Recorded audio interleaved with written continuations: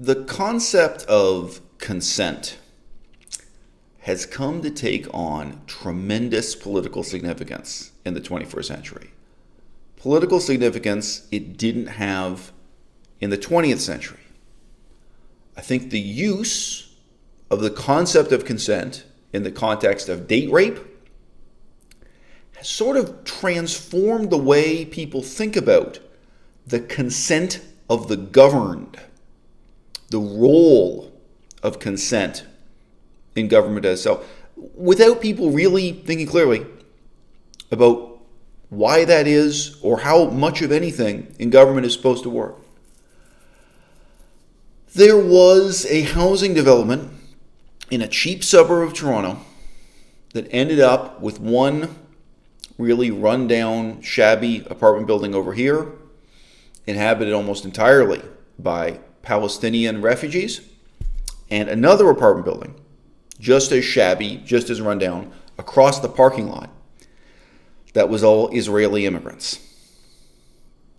And they hated each other cordially.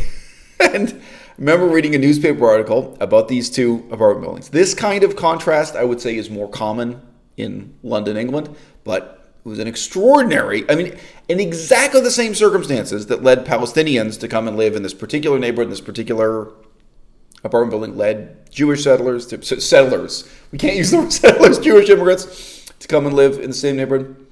And they would not consent to have their children go to the same school, right? They would not consent to have their children, perhaps, will differ from family to family, they wouldn't want their children learning the theory of evolution. Neither one of those groups living in those two apartment buildings would consent to study the same curriculum about World War II and the Holocaust. Right? And yet that's exactly what the government wants to do, is to force those two groups of people to go to the same school, for their children to see one another face to face, to challenge the bigotry and ignorance of their own parents, that the children will learn the government's version of biology, including evolution, that they're going to learn the government's version of what happened in World War II. And that may lead to squabbles around the family dinner table. That may lead to real conflicts with their parents, where they say, look, Dad, this is what you told me happened in World War II, and this is what they say at school. All right, and that could be just as much a source of tension within a Jewish Israeli family as it would be within a Palestinian family. But all of these issues probably much more extreme for Muslim immigrants in Canada, struggling with those issues, right? So if you believe in this concept that government cannot do anything without the consent of the governed, right? There's a very real sense in which you don't believe in education, period. There are small towns in Canada. This is probably true everywhere in the world, but let's just talk about Canada, because I know it well. There are small towns where every single individual in that town is a member of a crazy Christian cult group. So crazy is my own editorializing. I'm sure they consider themselves a perfectly sane Christian cult group. Okay? There are all kinds of things they won't consent to. They may not consent to have their children put into schools. They also may not consent to the government coming in and forcing them to obey standard traffic regulations or sewage regulations or what have you. Is it up to the consent of the individual, of the community, even if it's 100% of people in the community, to refuse sewage treatment program? All right. It's not the case that government is something that works primarily or only with the consent of the governed, and then it's only some kind of remarkable exception to the rule or some kind of footnote to history. The government does something contrary to the consent of the governed, all right? That kind of coercion is government in principle. Government is precisely the force in our society, the force in our lives, that compels the children of Palestinian people and Israeli people to sit down at the same table in the same classroom and study the same curriculum with the same teacher. And some of them are going to make friends. Some of them are going to come home and shock their parents. Probably there's some Palestinians who end up getting an Israeli girlfriend, or Israelis get a Palestinian boyfriend. Probably there are unexpected friendships that come out of them, probably unexpected conflicts and rivalry and terrible things, right? The common table being created there through education, right? That is government. And it comes about through coercion. It comes about through directly and flagrantly violating the consent of the people being governed each and every day. Right? Water quality, sewage treatment, compelling apps, taking away everyone's right, everyone's freedom, everyone's privilege. You probably eat 3 times a day. You probably go to the bathroom a lot more often than that. You may not think about your freedom in this relation, okay? This is government. It's not an exception to the rule. It is the rule. It is rule in principle. What I've seen happen in the last 20 years is that more and more this notion of consent, which has a kind of self-evident significance, when you're talking about date rape, when you're talking about romance, when you're talking about personal relationships, it's transformed the way people, both on the left and on the right, think about government. And it could be added, they only think about this when it is convenient for them. Right? On the right wing, the most obvious theater, the most obvious theater for these absurdities to be played out on, to demonstrate themselves on, would be anarcho-capitalists, libertarians, their notion of non-aggression, and that the government should do absolutely nothing without people's consent. On the left-wing fringe, I've heard lately from vegan antinatalists who do not believe you have the right to reproduce, to conceive and give birth to a child, because you don't have the consent of that child to exist before it comes into existence. I kid you not, those people take their political movement very seriously. And, in the middle, or we should say across the whole spectrum, left to right, you have movements towards minarchism, minimalism, even if it's only aesthetic, forms of ecology that have to do with minimizing waste, right? Even just calls for low taxes, civil liberties, and freedoms that are based on minimizing government, right? Less, less, less. Subtract, subtract, subtract. And there's not a lot of thought given to what it is they're subtracting from. And I would note, it really just comes up as a leitmotif. People ask, how dare the government invade Iraq without my permission?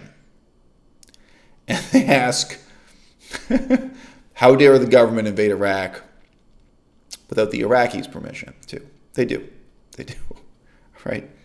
So I think this is a very strange moment for sort of coming of age in Western democracies, of gaining the maturity to really step back with detachment and recognize the coercive and indeed oppressive nature of government. And you've got options. You don't have to embrace this. I really do understand that some people will make the well-informed decision to go and live in a cave, that some people will live in a small wooden hut in the remote wilderness, and they will get to experience what life is like with a minimum of access to government, a minimum of access to government-provided services like hospitals and education and electricity and water and sewage treatment plants. When you put yourself out in that remote wilderness, you'll get to see what life is like under those conditions. An incredibly small number of people will reject the social contract that's offered by government. But the rest of us, I think, have to challenge this consent-centered narrative. All right?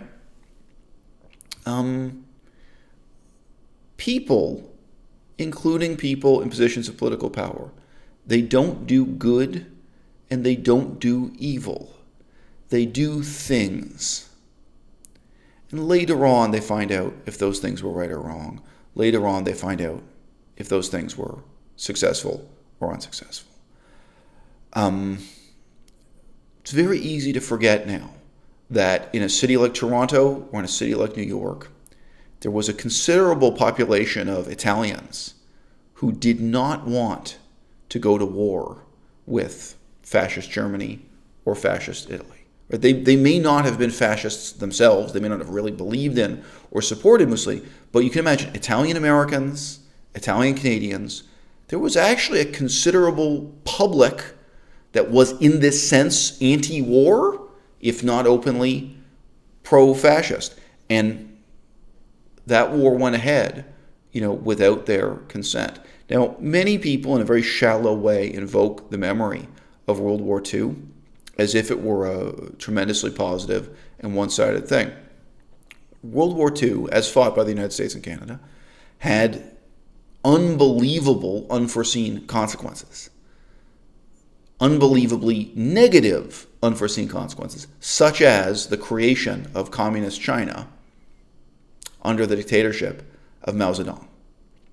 Now, absolutely nobody who was sitting down to make that decision, and it is very much a problem with our democracies that a small number of people in a small room made that decision. It's not the case. It's not the case. There was some broad public, plebiscite to determine this, but the people who sat down to make that decision, you can imagine the long list of priorities that they were thinking about and worrying about, including places like Czechoslovakia and Poland and, of course, England and France.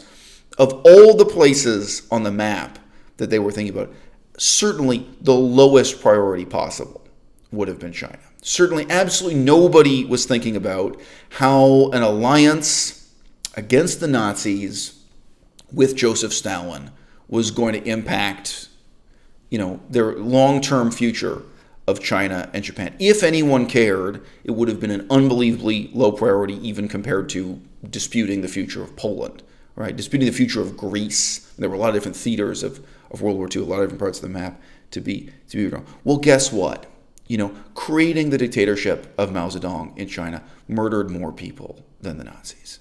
As absolutely terrible as the Nazis were, as compelling as the case was to intervene and extinguish, the dictatorship of Adolf Hitler, unbelievably, if you can sit back and look at it with detachment, that ended up killing more innocent people in China than died in the gas chambers of Europe. Right now, I have Jewish heritage. My own relatives, of course, unknown to me and my generation, were killed. Of course, if one could go back and rewrite history, there are many changes you want to make, all right? But I'm not a racist, okay? I can't sit here and tell you that a Jewish life is worth more than a Chinese life. That would be deeply hypocritical and deeply racist for me, all right? And this should be obvious.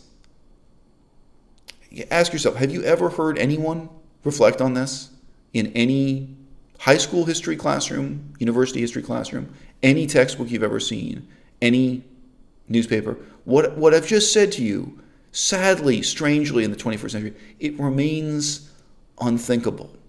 It remains unthinkable to question how these decisions are made, what the consequences were. And this is a kind of index of just how little democracy we have. You can read the heartbreaking story of what happened in the Peloponnesian War in Thucydides. So this is talking about ancient Athens and the way decisions were made about wars at that time.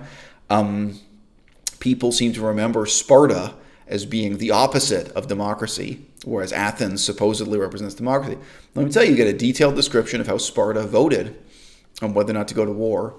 All the people, so they had a room full of people, and all the people who supported the war walked over to one wall, and all the people who were against the war walked to the other, and they counted how many people were standing on each side of the room. Well, Sparta was a lot more democratic than Canada was, the United States was in the lead up to World War II, right? There's a lot more to be said about that, all right?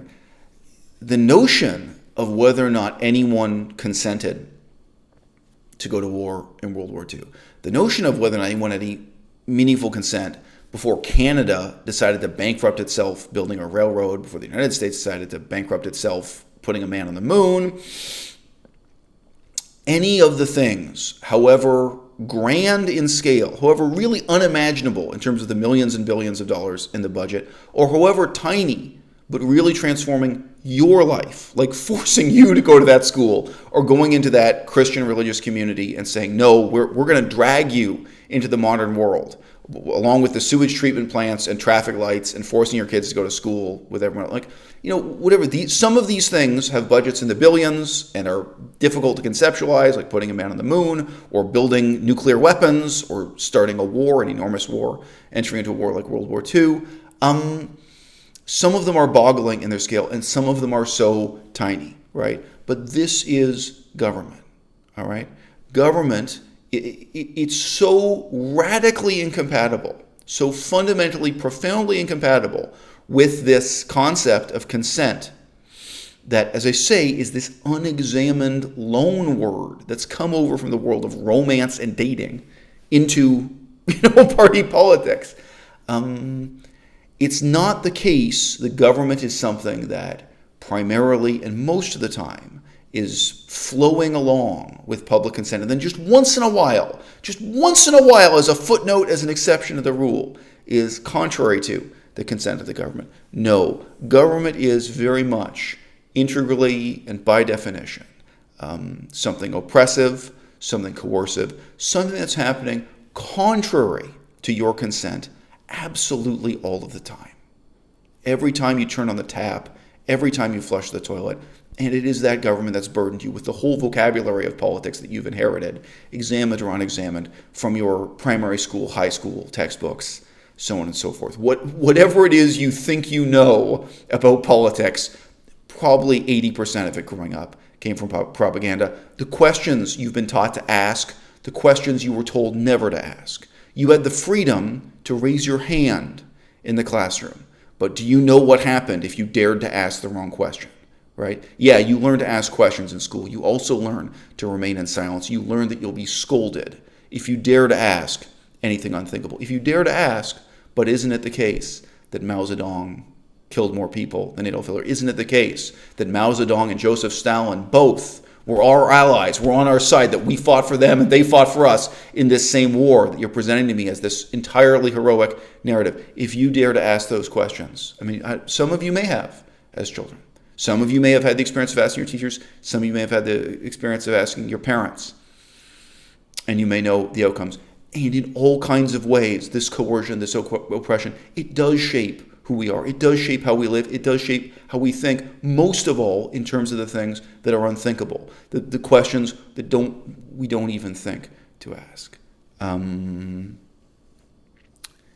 I say this to you not because I'm an anarchist, quite the contrary, because I think we now need to take this next step in the 21st century, a step away from, frankly, the whole liberal utilitarian tradition that defined our way of thinking about government as less, less, less, that defined progress as the creation of limited government, a limit on the tyranny that supposedly existed before.